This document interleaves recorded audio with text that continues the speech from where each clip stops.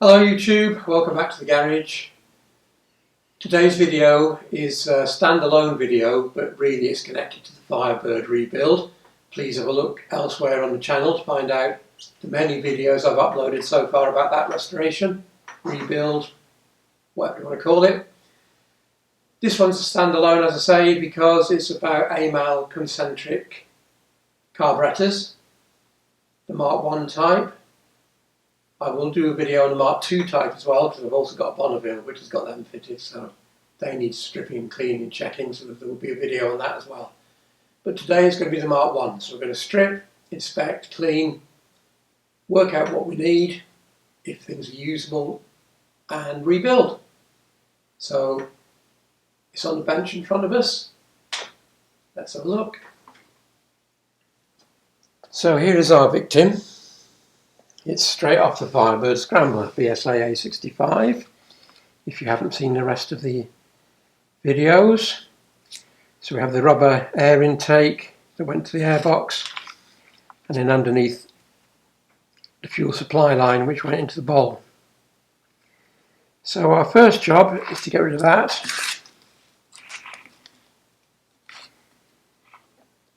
Which is a straightforward undo job of the clamp.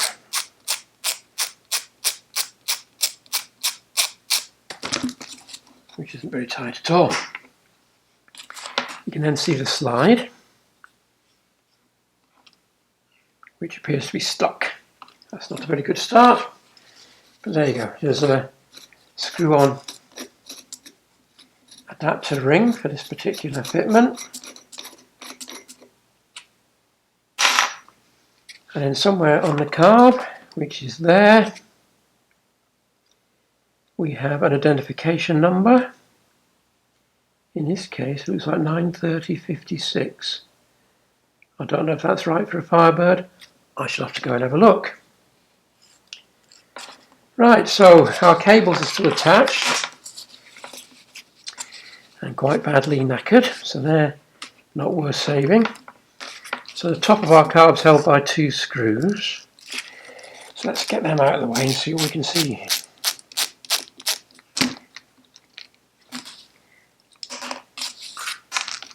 Difficult when you do this, not to just automatically do things. Oh dear, do things as you would normally do them, which then obscures your view. It's difficult to remember all the time. So if I accidentally put a hand in your way, please forgive me. I'll do my best not to. Right, so in theory, oh my word, the top of that carburetor should come off, and it doesn't want to, so let's just give it a gentle, there we go, gentle tap to encourage it. Oh, and the slide isn't coming out, it's always just a bit crusty. Right, body to one side for a minute then. So, let's turn that round, give you a better view. As you can see, there's the needle, which is obviously been damaged from sitting. I'll clean that up and see what we've got. Our slide is just dirty, doesn't look that badly damaged or anything, no big grooves in it. That's a good thing. Right, okay. So let's remove our cables, needles, etc, etc. So if we pull that spring back,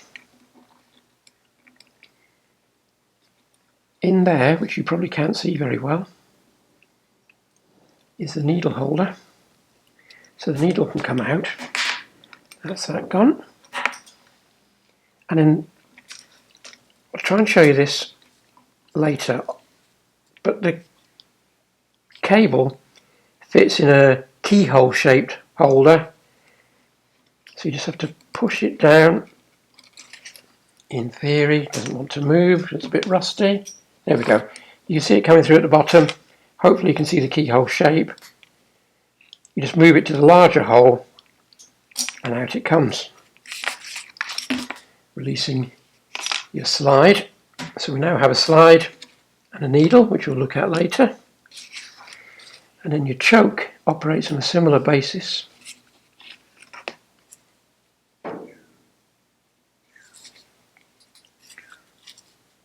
But again, that's quite hard to move because it's rusty. And it doesn't want to go. Come on. Right, so in theory that should push forward. And also release by... Oh, come on. Not so easy, that spring's quite tight. Let's try again. There's also a metal tube there as a guide, which doesn't help moving the spring down, to be honest.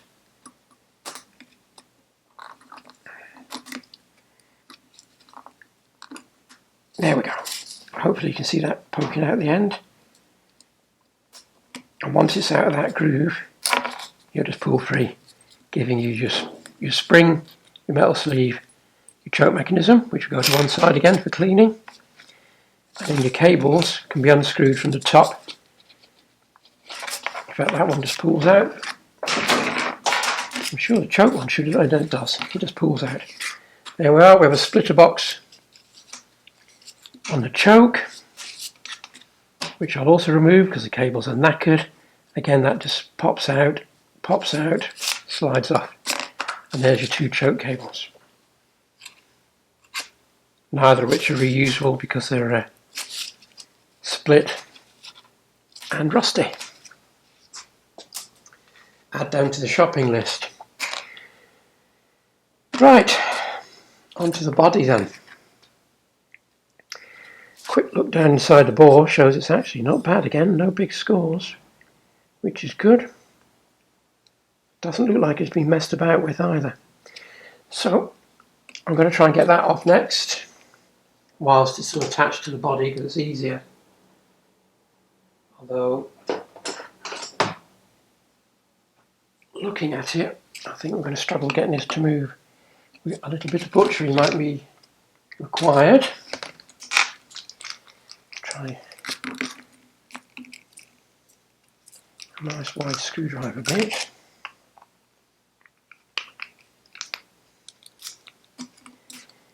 Not wide enough. Oh no, there we go. Oh. Right, so that's our float. Oh, white crud. So our float bowl, drain, and then back to our crosshead for the two float bowl screws, which thankfully are not too tight. I'm in the way again there.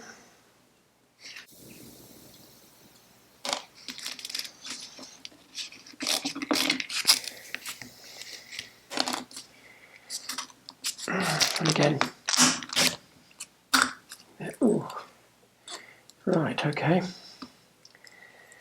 So we're definitely going to need a gasket, as you can see. Lovely. Cruddy, cruddy, cruddy. And then when the gasket isn't blocking the way,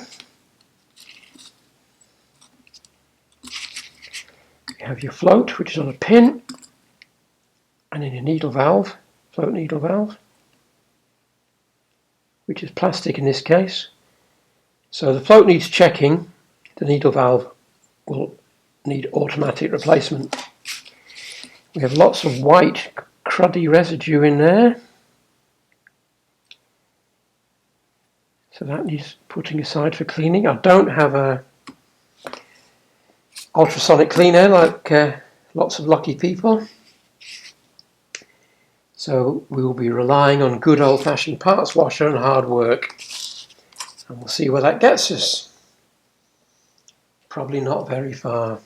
Right, jet stack, which again is a bit, it's not horrendous, but clearly has a selection of crud. Let's get that one moving.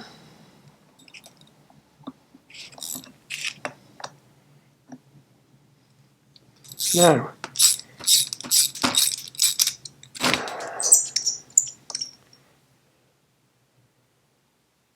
can I read that? A 180.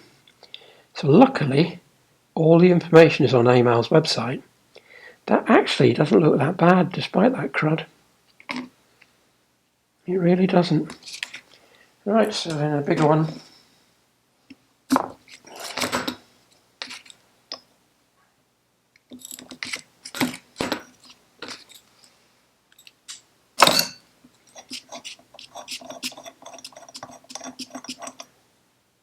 And there's another jet on the end here. That needs cleaning before I can find out what that is. Okay, check the tickler works. Bit sticky, but never mind. Right. Then we have our throttle stop screw, which goes up at an angle. Oh, less important for this one. I just undid it there without thinking. But our adjustment screw, little rubber O-ring round there. Our adjustment screw, I'll just check what setting it was at before I remove it. So, oh, half a turn out. That doesn't seem right at all. Right, okay. We won't be setting it back at that, I'm sure. Pointy end this time, as opposed to the flat end for the throttle stop. And again, rubber seal.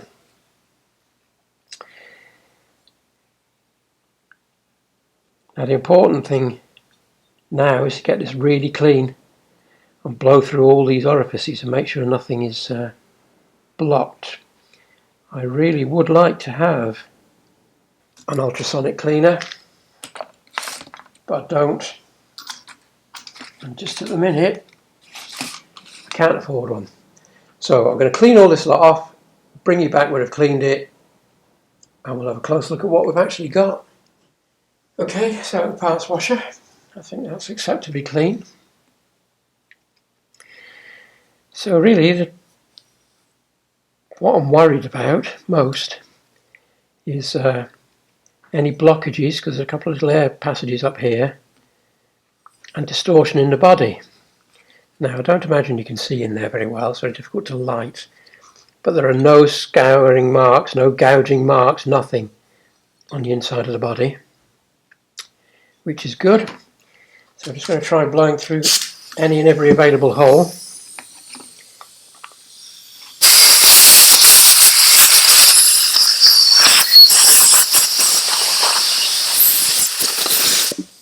And I can't seem to get anything.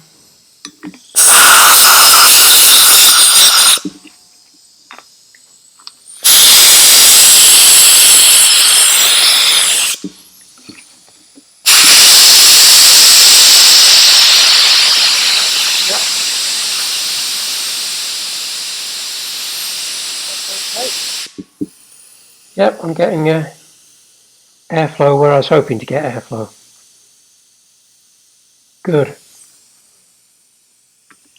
Just double check that.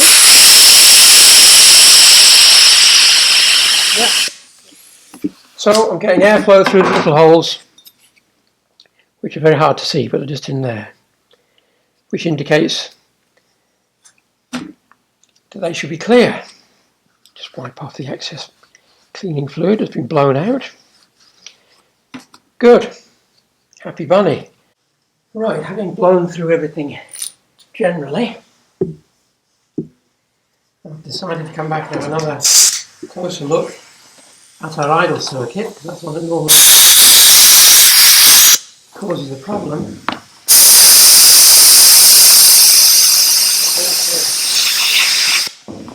Now, I've not seen it personally, but I've been told that they can be so badly trodden up that you can visibly see the hole being blocked. Now, you're not really meant to put anything down in holes in carburetors, but I have successfully used gas welding tip cleaning, I don't know what you call them really, files, whatever, not that you're going to file anything, but they're very small and you can use them to poke gently through jets, gently, the rounded ends, and they are designed for cleaning nozzles, although not carburetor nozzles. So I suppose in a worst case scenario, you can always give something like that a try.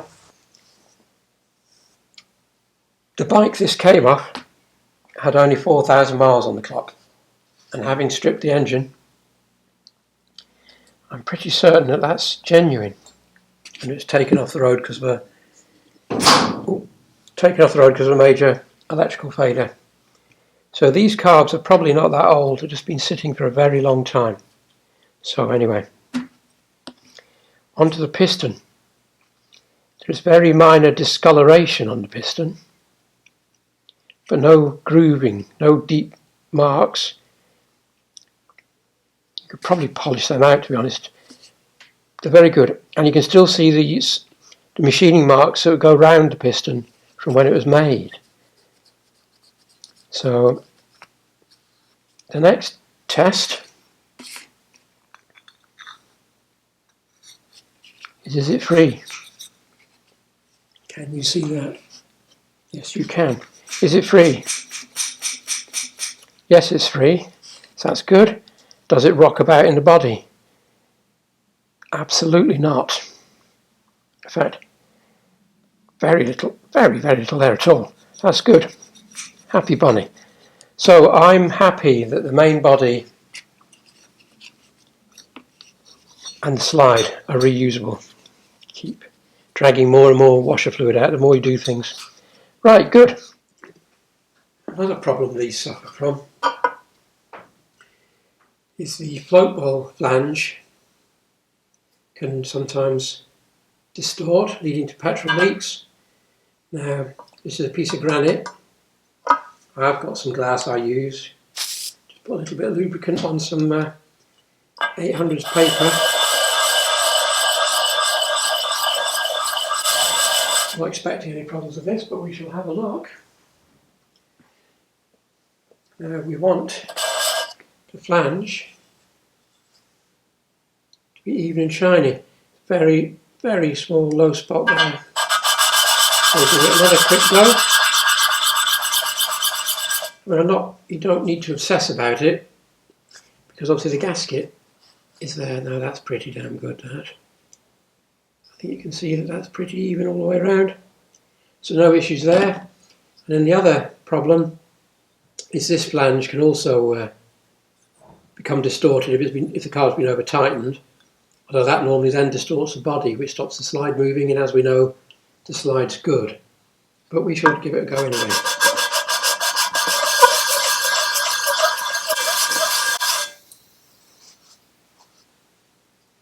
And again, we've got a very low spot there, but nothing bad really. I'll give it a little bit more just to check.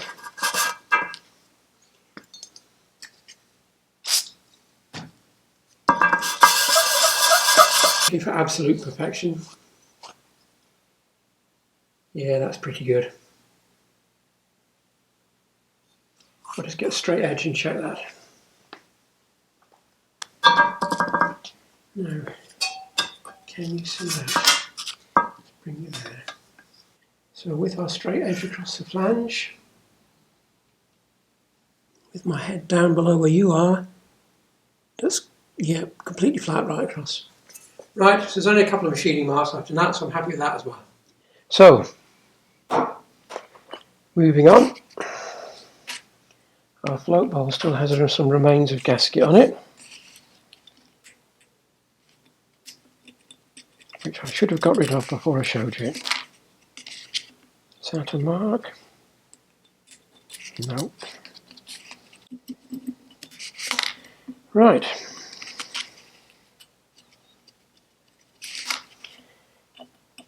I'll clean that with a bit of paper later. So the inside of our bowl, again the alloy has discoloured, but all the crud has gone. So again, I'm perfectly happy to use that. So that will then all be blown out, just to get rid of the excess.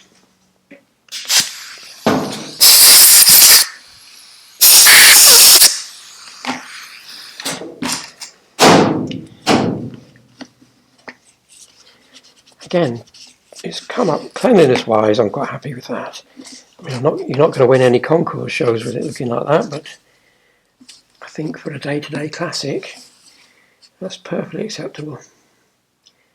So that's good. So our bottom bung will need a new washer. So that's going under parts list. Threads are good, all the threads in the body are good so far. So that passes the test. Our carburetor top is cleaned up quite nicely. The threads on there are good. I'll loosen them off before I rebuild the carb, but I'm pretty certain they'll come free. So that's okay. Our choke slide is cleaned up well.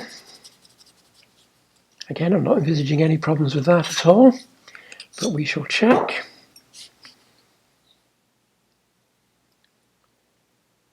Which way around did it go? That way around. Yeah. And then there are no signs of any chattering or chafing on the edges, which is where you'd expect to find wear, where it'd be rattling about in the slide, and that's all good. So that's okay. And then our jet stack, that's also cleaned up a treat. I'll just blow through that, but I mean, there's not much to go wrong there, I don't think. A couple of small holes, but we'll blow through it anyway. Just to make doubly sure.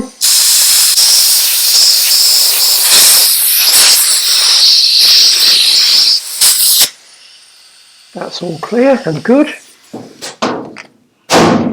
Sorry about the banging, it's where the airline is right next to a metal bench. Right, our jet's cleaned up reasonably well. Threads are good, I'll blow through that as well just to make sure.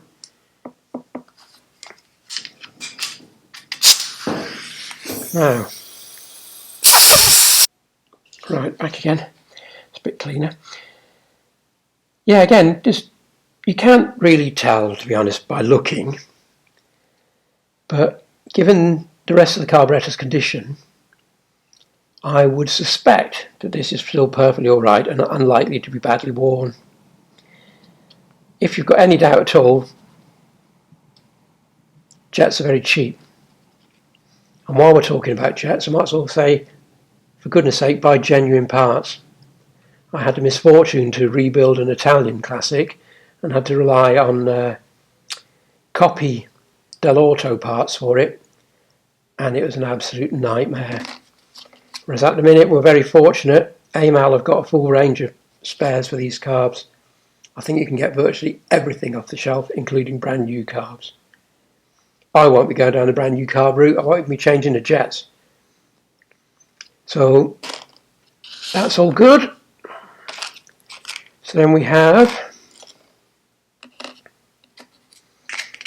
our two screwed in pieces, our throttle stop and our mixture screw, for want of a better description, and our little rubber O-rings, which should just come out using a pick. However, as I say, these were from the 1970s, so they might be a bit hard. In fact, it's just split. Right, there you go, one. Normally you can get them off, but these ones are very brittle. Yes. Right, so they're both good now. I suppose the only thing to check on these, really, that I check on these, is the ends. So I'm going to swap you over to macro mode because I'm going to look at needle necks as well. And we're probably better if we get really close for these, so bear with me. Right, now the macro lens is a very, very shallow depth of field, so apologies if we go slightly off piste here. The only thing to watch for here is the end of this tip becoming ridged, which stops it seating properly. This one's alright, so that's okay. And then the throttle screw, throttle stop screw,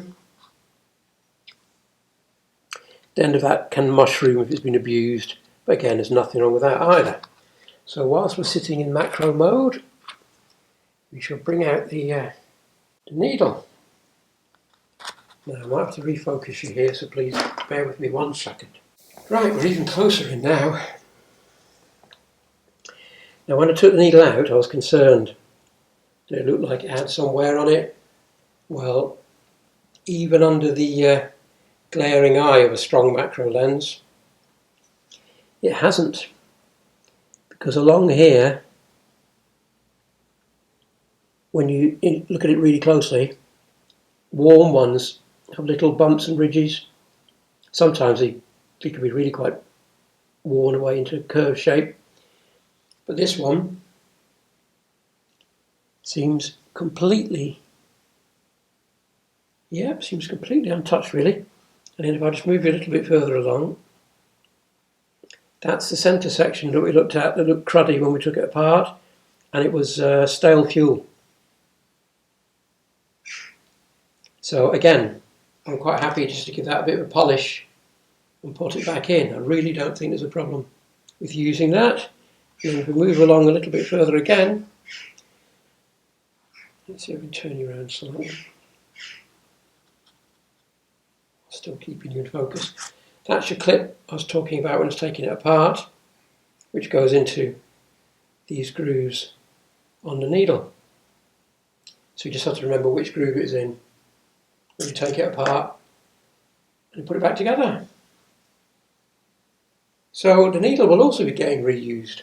So most of this carburetor is coming out pretty well, to be honest. It is really minimal problems. So let's move on to the float. Right, the final part check. That's our old plastic needle, which is junk. We have our pivot rod, which just needs cleaning up. There's no major markings there at all, just needs a good clean. And then the float. Now, you can buy upgraded floats, which I believe are ethanol proof. I'll have to look into that. But you can check that by just bobbing it in the degreaser tank or whatever you're using, and just check that it does actually float, which I will be doing. So really, I've got away very lightly with this carb. I need some O-rings, I need a gasket set, I need a needle valve, and that's it. Possibly a float. So I will check now online at the Amal website and just make sure I can get all these parts. But before I do, I should really mention this particular bike has a tube joining the two float bowls. There's the bolt which fits into the bottom of the carb bowl, and then into that union fits a top hat plastic fuel filter, which although discoloured is in perfect condition, perfectly usable, nothing wrong with it. So that won't be getting changed either. So I just thought I'd mention that.